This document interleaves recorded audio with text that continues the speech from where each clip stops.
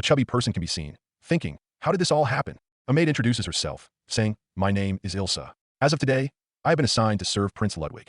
Ludwig thinks to himself, of all things to think, I have been reincarnated as the protagonist of a depraved parody. To get to know that it's a simulation RPG I used to play obsessively in my previous life, enslaving countless women, including priestesses, knights, and even elves. In this grim tale, Revolt of the Ugly Orc, the monstrous crowned Prince Ludwig von Baldauberg leads a brutal conquest. This game is notorious for its bleak endings. Even if you destroy all the countries, the protagonist is executed in the true ending. There are also defeat endings, rebellious endings, suicide endings, a game of utter despair and nothing more. The survival rate is 0%. This girl, she's also one of the main heroines, a tragic viscount's daughter. Her name is Ilsa Hildebrand, who was turned into Ludwig's sex slave. He made a sound, and the maid asked, what is it? The main character thinks, well, this is our first meeting, isn't it? The girl replied, yes, that is correct. Then what year, what month, and what day is it today, he asked. She says, it's March 17th, year 270 of the imperial calendar.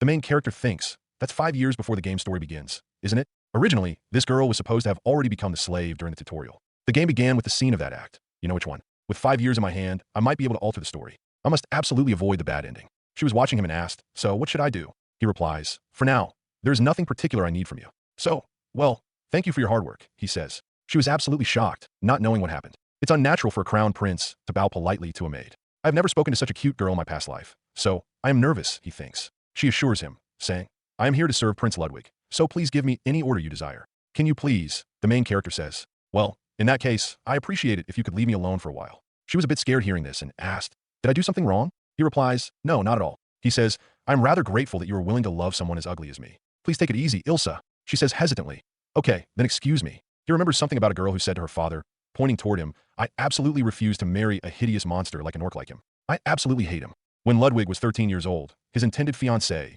Sophia Maria de Belga, princess of the neighboring kingdom, uttered these heartless words to his face. Her remarks deeply scarred the heart of the once innocent and shy boy. Furthermore, she spread rumors claiming that Ludwig inherited his father's violent and despicable nature, that he indiscriminately lusted after women. As a result, even other nobles said, I can't let a beautiful princess marry a hideous orc monster. The rumor reached Ludwig's ears, driving him to shut himself away in his room. Hoping to comfort him, the emperor gave him a toy, something he could break as much as he wanted. It was after Ludwig laid his hands on her that he began to break. In his previous life, he empathized with Ludwig's circumstances. I was an outcast throughout elementary, middle, and high school, a university student who never once interacted with others. At least he didn't lay hands on her. Maybe that will change the story for the better, he thinks. Even so, his restlessness and drive to destroy other countries likely won't change. The emperor, not Ludwig, desires the invasion, and removing the emperor might be the key to rewriting the scenario. But when he thinks about it, he realizes that's impossible. If the emperor, Ludwig's strongest ally and supporter, were to disappear, the disgruntled nobles would kill him immediately because his father is the emperor,